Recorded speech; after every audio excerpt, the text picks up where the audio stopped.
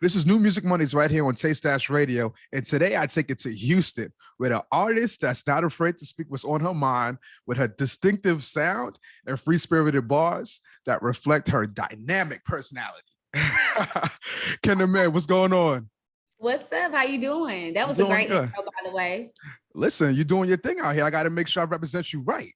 You know what I'm saying? So I know you get this question all the time. The name KenTheMan. I know Ken came from your first name, but the man, I know you get that all the time. How did that come about? Well, really, it was a SoundCloud era. Well, not an era. It was a SoundCloud era with Ken. Like I couldn't, everybody. It's a lot of Ken's, boys, girls, Kennedy, Kentrail, so Right. It wasn't available on SoundCloud. So I just typed in something like not even thinking.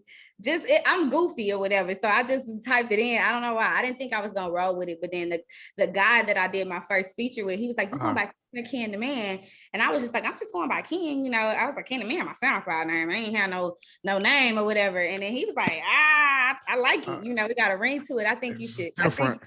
Yeah. And I was just like, I don't know about all that, but whatever. And so it started really growing on me, and I started hearing it a lot, like people just calling me it anyway, Okay. Because it's like the way that I rap, it has this certain dominance and aggression, and like I feel like it's a very masculine type of female rap. It's not, yes. You know what I'm saying? It's like I talk You're about really spitting. You're really spitting. Yeah. So it's my ego. The man is my ego. When the man walk in the room, they're like, "Hey, there you go." You know what I'm saying? Yeah. It's just like my masculine ego. Okay. So you're a very talented artist. You started with poetry from a young age, winning awards and all those type of things. When did you know, hey, you know what? Or what particular artist that, you may be seeing was like, hey, I want to be a rapper. I want to be an artist. Around what age did that start? Well, honestly, no rapper made me start rapping. I've never seen rappers and was like, "Ooh, I want to do that." It was all literally like in Houston. I don't know if that's around everywhere, but like we get in the car, we freestyle, we put on instrumentals, or sometimes we even freestyle over people's actual song. We'll hit some in the car, and then we'll rap over their words. Like in the club, me and my friends still be freestyling at each other's ear, So I don't know if this is a Houston thing, but that's how it started. It started from me saying, I always found myself trying to slide in a couple sentences when the boys would rap, Gotcha. But it would never be good. That shit was ass, and it was like only like 3 seconds of spit.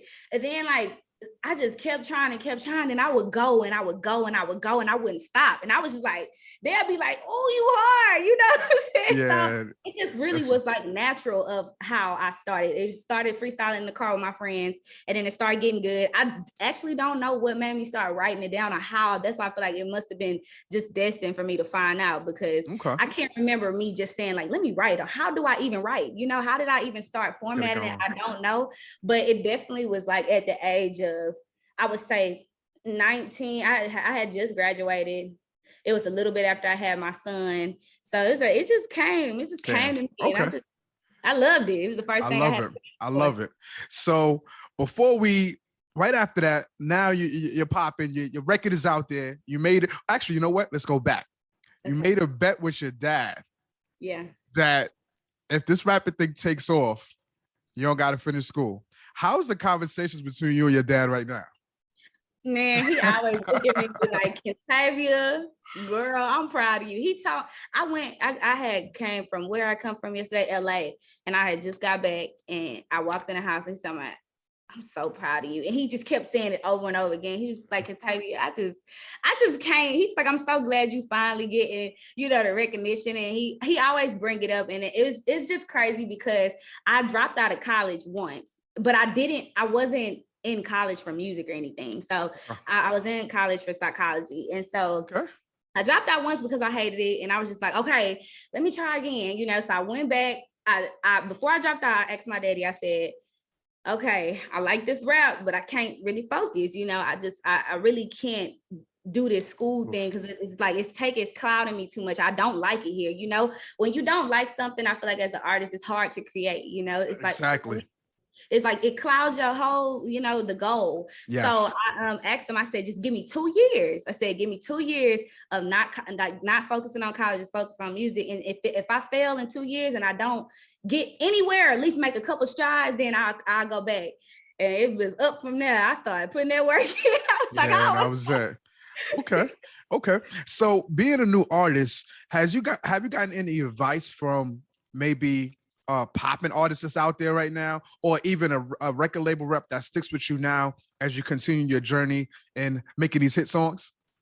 Well, I wouldn't say like, I would say like it was a couple artists, because a couple artists like dibble and dabble in and out of my career. It's like it'll be an artist hit me up or whatever, and they'll never talk to me again. But a couple of them that did hit me up, they always told me, stay independent, man. Stay independent. They all hate their major label deals. I don't know what it is. I didn't want to find out though. So I was just like, you know, I always took that, even though my mindset was always independent. I've always wanted to be in control and creative. I've always wanted to, like, you know, I wanted to get somewhere with my own self before I even, you know what I'm saying? How you want to establish yourself. Some people want to wake up in success. It's like, I wanted to grow with my craft. And so I just feel like that was probably some of the advice that people may have given me, but it was kind of like, I really am, like I said, I went to school to be a therapist. So I really be giving myself my own advice. I'd be like, bitch, you finna do this, you gonna do that. Yeah. Yeah. And of course, my managers and my team, like they always are in my corner, but I can't say it's just people that kind of, that's been there. I've never had a person stick with me that's been there. They always just like. In and out. I got you. So let's take it back to 2019. You dropped the single, He Be Like That. Now, I want you to tell us about it, but I want to know, is it from an experience or just you just writing? Was it a particular dude? You know, what was it? And then also, when you dropped that record, did you know, like, yo, you know what? This is gonna be the one right here that's gonna take me off. Did you have that feeling? I didn't know. I really didn't know. I just knew that I had this goal because I felt like I was getting let down so much. I felt like I said, how people would dip in and out of my life. It's almost like they want to see me successful with them. They don't want to see me successful as KenTheMan. You know what I'm saying? How I post people, female artists, whatever, and I don't want anything. You know what I'm saying? Like, I don't post them to be like, oh, when they get on, that's it. Yeah. Hey, don't forget about me. It don't be that. And I feel like that's how people do me a lot of the times. So I feel like when I was just like, I remember telling my rap friend, her name is Libra Jolie, and I remember we was in LA, and I told her I had to get it mastered. I said, I got this song. As soon as I get back, man, I'm on these bitches' head. I was like, I'm finna drop this. I didn't think, but I just knew that I was finna start being consistent. I knew that I was like failing myself. Yes. Yeah. So I was just like, okay, I'm gonna put it out. I didn't have a video. I didn't have a cover art, nothing. Then the dude that I asked to make my cover art, he was like, nah, I think you need to take a picture. You know what I'm saying? He was like, you always just do words, and I'm not really a picture person. So he was like, take a picture. So it really kind of like was this. I had no clue that it was gonna do that, and I wrote it DoorDash, and I didn't write it. My ex will swear it was him. That's why I'm asking you that kind of question. Like, what was it about? Okay. It's like a sexual experience. It's like, we know how y'all be when y'all be up in anything. You know what I'm saying? I got you. Ooh, fuck, ooh. You know, so I just was like, when I was writing it, I was like, I ain't never heard a whole hook with a moan, or like, you know, so I didn't think that it would. I have made so many songs, right? I never thought that me saying "ooh fuck" on an entire hook was gonna go up. Take off. Gotcha. Okay. How did it feel when it did go viral, and you was able to quit your job and start just focusing on music?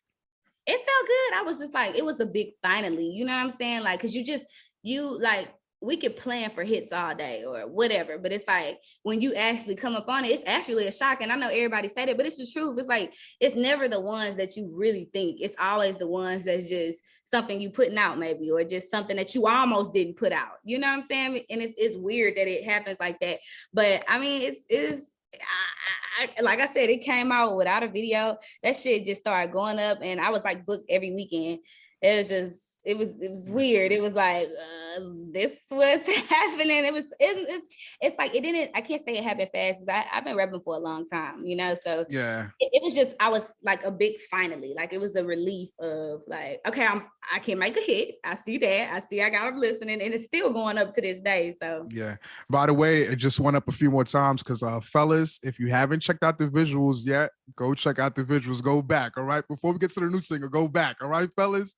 You're gonna enjoy it. That's all I'm gonna say about that one there. Now everything is rolling. The pandemic hits. Do you feel it was a good thing for you, or was it a challenging moment for you as an artist? Because now people are paying attention, and then that happens. That it was kind of like I feel like it had a pro and a con. I feel like Okay. the con was that right in the midst of something that could have had a big boom, it kind of made it, you know, like, okay, people know it, so I can't go promote it in the club now. You know, like people outside of my city were beginning to catch on to it. So it's like, okay, now I can't tap in with these DJs. That, you know what I'm saying? I got to do everything pretty much. Virtual. And it wasn't out of this, yeah, but it's like, it wasn't even this hot until like, now we know we zooming it up, you know, but Yeah, at first, yeah. it was kind of like nobody was really on this yet until we was figuring out, we was trying to figure out the solution and how it was going to do this, that, and the third. So I feel like that was maybe the con, but I feel like the pros were, in a way, it had people sit down and pay attention to what they could, you know. And I'm a sleepy ass bitch, so it gave me a lot of sleep time and rest.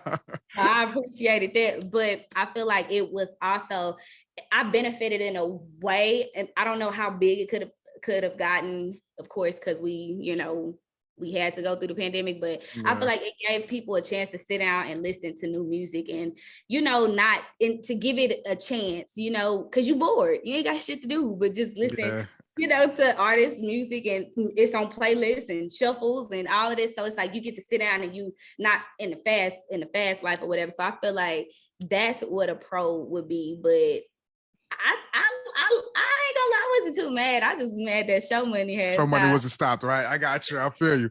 Now let's get into your new single, Rose Gold Stripper Pole. I ain't gonna lie, I ain't never seen a Rose Gold Stripper Pole, but look, I don't go to the strip clubs like that, but the 1 or 2 times I did go, I ain't seen one of those. But anyway, tell us about the record. Tell us why the title, you know, just talk about the record, man. Well, it's so funny because literally the first thing that when the song come on, it's like Rose Gold Stripper Pole, which was a part of the beat. When Bankroll played me the beat, that's what it said, but the beat was hard. So when I was trying to think, I was like, what should I name it? And everybody was just like Rose Gold Stripper Pole. And I was like, yeah, okay, I guess. Because I'm not talking about anything about a Rose Gold Stripper Pole in it. Right. But it really just was taken from what Riff Raff said. Got it. It's a name that make you like, what? You know, what would this be? How could somebody put the name Rose Gold Stripper Pole? Right. So it's not really a and we've been looking for a Rose Gold Stripper Pole because I've been trying to get one away. We cannot find. Okay. You can't find one either. All right. So y'all gonna have to make one out there. All right? You're gonna have to make a special request. All right. It'll be like a limited edition, so it probably will benefit because everybody probably like, damn, I like that color. Management, y'all listening, right? Management, you got to get that. They've been looking. Oh man. So now your album is out. What's My Name? I love the title because personally I feel it's, if they don't know who you are, now it's a chance for them to get a feeling of who you are, and you give us so much different dynamics on the album. You know, we got the Rose Gold Stripper Pole type records, and then we got the records like which one of my favorites, Love Yourself, and it was another record. Oh, I Wouldn't Lie. Those are my two. I like those records because you spitting real stuff. You know what I'm saying? Tell us about the album. Well, when I was in my creative process, I felt like I don't know if you heard, He Be Like is on my last project is called For the Hoes. And so that project was literally what the title is, For the Hoes, you know, for the real hoes. So it was fun, it was dancey, it was this, it was shit talking, it was all the things that a girl would want wrapped in one. So with this one, I wanted to show, like I wanted to do the fun tracks like On That and What the Fuck and Rose Gold Stripper Pole, but I really wanted to like zone in on what I also can do. Like, you know, everybody is in this whole thing about all these bitches rap about pussy, all these, you know what I'm saying? So I kept that in my mind, and I knew my first bigger audience, because of course I have more followers than I had before prior, my yes. project.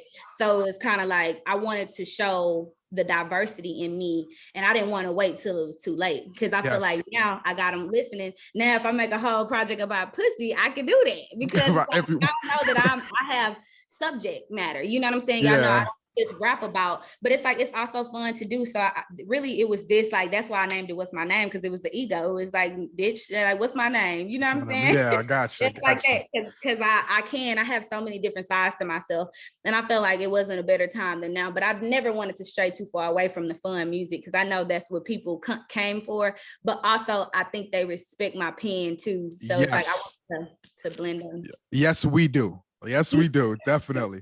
So I noticed no features, right, on the album. Any particular reason no features? Not really. It's just like me, I've always lived by this thing. I never leave a song unfinished. You know, like I always try to outdo my first verse, and I always try to, you know what I'm saying? I just feel like I feel like you can always remove a verse, you know, when you want to feature. But sometimes me personally, it's hard for me to finish a song if I don't finish it that day. Got it. It's struggle. Rose Gold, I wanted it to be a feature. That was my first time I had an unfinished song. And then it was hard to come by, you know, it'd be on other people's time. And it was like, I would never be the artist to hold up my whole project for no feature. I'm not gonna do that. So it took me 2 months to write that second verse, because I couldn't get back in that zone. You know what I'm saying? Because it was like, it was already done to me. So it's not a purpose, and I do want more features and stuff, but it's features as an up and coming artist. It's kind of hard to like, it's hard to come by until you get to the level. Now everybody wants them. So everybody would gotcha. So understand. Is there anyone that you would like to work with in particular? Like you have like your little black book with a few different names on there? Yes, I want to do Summer Walker so bad. And okay, I can see that. I feel like I want to, like, now I'm in a point where, okay, I didn't get y'all bars. I'm ready to get in this other bag. Now I'm trying to, you know, so that I would really want to do like a little Dirk, of course, like a Lil Baby, any of the female rappers, honestly. Okay. I want to do more songs with Callie. That's my bitch. Okay. Yeah. I know exactly who she is. Yes. Okay. Okay. So, I have a whole, of course, I want me a Drake in there, you know. Yeah, I got you. So listen, Houston is taking off, and it's been taking off, and y'all are rocking out there. Do you, and I'm trying to figure out a way how to ask this, because female, male, everyone is doing their thing. Do you feel like there's ever going to be like a real big collab with Houston artists? I do. You know, everybody feel like this in their own city except Atlanta. I don't know what y'all got in the juice over there. It's so united. I don't know if that's how it really is, but from the outside looking in, it looks very united. Let me tell you, not to cut you, I'm from New York. I just moved to Atlanta. And being from New York, like you just said, when other states, it's kind of like, but when you out here, once you're in, everything is like this. You meet one person, oh, let me introduce you here. And I'm like, wow, you just introduced me that easy? But yeah, go ahead. I'm sorry. Oh, see, that's what I feel. I feel like Houston is a little different. It's a little strange down here. I love my city, but they a little, I don't know. So I just feel like it would be nice. I feel like it was certain producers that attempted to make some mixtapes and stuff. You know, it'd be producers really want to bring people in. I feel like, because it's a producer, you want these people on your beat, you know. So I feel like Houston is probably gonna get there, come together and get there. But I mean, it would be dope. It's like, it's a lot of talented artists and stuff, and it's gonna just take the right time, I feel. That's okay. So the album is out now. What else can we expect from you? And please give us more visuals. Yes, that's what I'm doing. Everybody is what I wanted to do, though. I'm waiting to the right moment because I'm so back to back with everything. So it's like I was gonna do like a fan favorite, and I was gonna let them pick the next video, and I was even gonna pick somebody to like direct it. Okay. So, yeah, I was gonna do something like that. I am gonna do one on my own because I'm gonna just tell you, since you said it was your favorite. I'm doing I Will Now for show. Okay. Yeah, because I feel like, you know, like I feel like you sometimes gotta show people too a visual behind certain good tracks.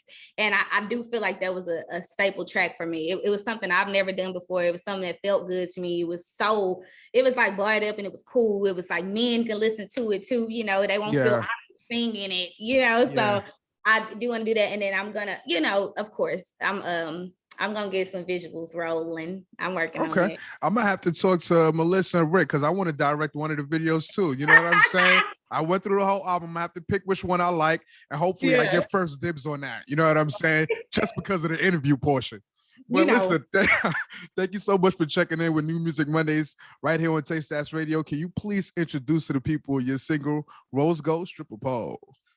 What's up, y'all? It's KenTheMan, and you about to listen to my new single, Rose Gold Stripper Pole. Let's get to it.